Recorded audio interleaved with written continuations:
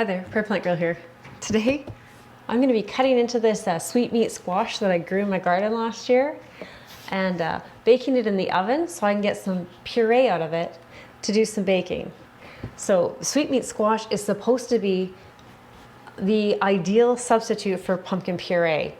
Rumor has it, it's actually what's found in canned pumpkin. So it's supposed to be a super rich, sweet puree squash that's great for baking. Perfect for pancakes, muffins, breads, all those delicious things. And I'm excited to try it. This is the first time I've ever tried it, and I'm bringing you along with me. It's been in storage for 3 months and it still looks perfect like the day I picked it. I'm really excited to give it a go. So it's nice and clean and washed up, and now I just need to see if I can cut into it with a big knife. Sometimes squash like this can be really hard to get into.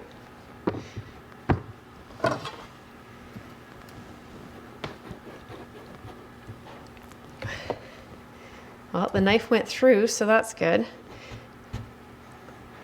Now we just need to work our way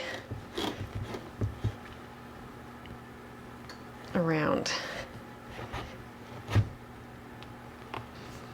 So I'm just going in the crack that I initially made and trying to work my way down without getting the knife stuck or cutting myself. It's always the goal. Oh, it smells good. It smells so fresh. I love the smell of squash.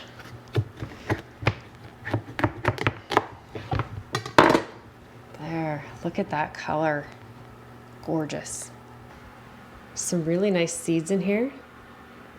And I might try saving a few because I think this was far enough away from some of the other squash and pumpkins that I grew in my yard. Hopefully that I can get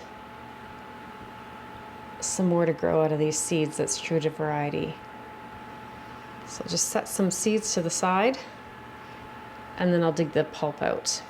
So when I'm saving seeds like this, I just dig out and try and get as many of the good fat seeds as I can get out. None of those thin little ones that probably have no embryo in them. And actually there's very little pulp. It's mostly just seeds in here. And then I just set them in a dish to dry. And I don't do, unless they have a lot of pulp on them, I don't do much more.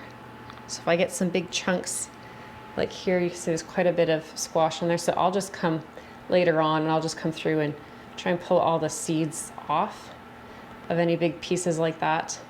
So just don't have that pulp in there. And you see this thin little seed, that's not worth saving. There's not going to be much pulp to pull out of here once I get the seeds out.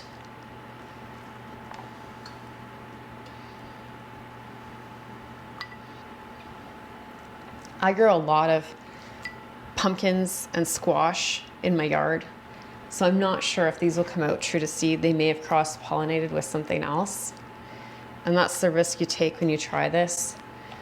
Seed saving with things like this that may have cross-pollinated, you never quite know what you're going to get. And they say that when some squash cross-pollinates, it produces a poisonous squash. So be aware of that. But from what I've heard and read, if you get one that's not safe to eat, you will know by the flavor.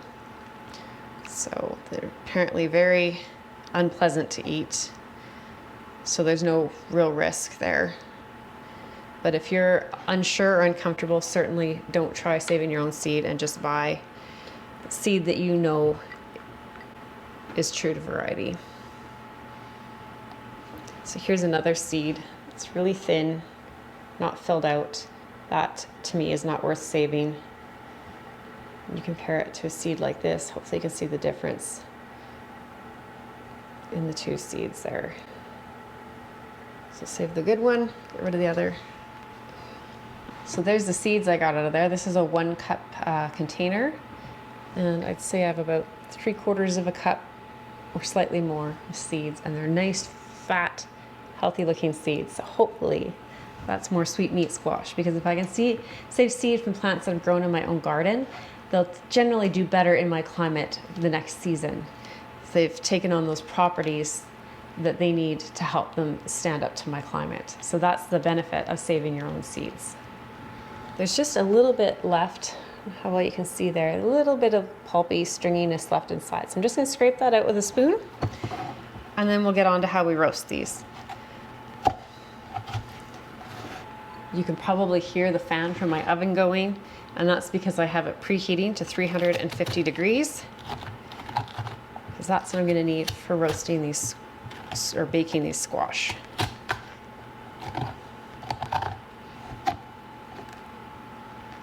Okay. So there really wasn't much in that big squash. So now that I have it all cleaned out, it's really simple to get this baking. So I'm just gonna take this lined pan that I have here, and I'm going to take the squash and just put it cut side down on the pan. I will put a little bit of water in the pan, just enough so it has some moisture while it's baking. Cover the bottom of the pan. So I'll need just a tiny bit more, and then it's gonna go in the oven once the oven is warmed up to 350 degrees. These will cook for about 45 minutes to an hour, and you just need to check them periodically and just poke them with a fork. So just turn it over if you can and give it a little poke. You can poke through the skin too, but sometimes they get hard, and I'm not sure what it's going to be like on the sweet meat because I've never done it on the sweet meat before. But when your fork can easily pierce through the squash, and it just has that softness that you know you're going to be able to puree up, then they're cooked. That's all there is to it. So let me get a bit more water on here. My oven's almost ready to go, and I'm going to pop them in there and get this started. Still want to be able to move the pan. There, so I have, I don't know, 1 centimeter to 1/2 inch of water in there. So now my oven is heated, and it's time to put these in. Okay, carefully into the oven so you don't spill all the water. I'm really excited to see how this turns out. It's been a few years since I made my own pumpkin puree. I've never used something like the sweet meat squash before for it. So I can't wait to get these baked, cooled down, pureed, and baked into something special. Do you prepare your own squash or pumpkin puree? Let me know in the comments down below.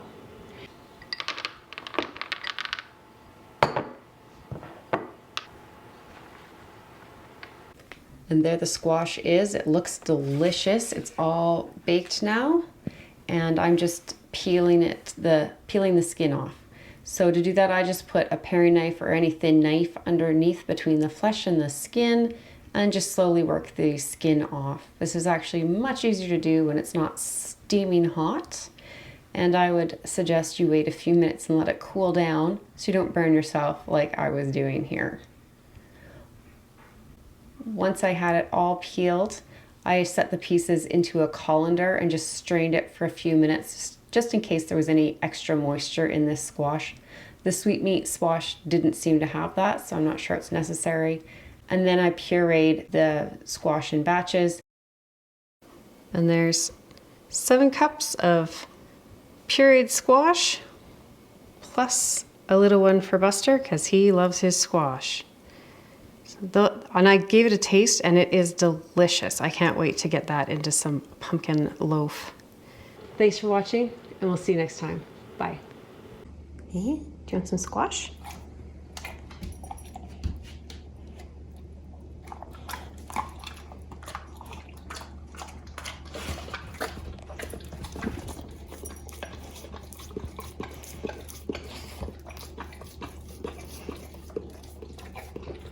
You like squash?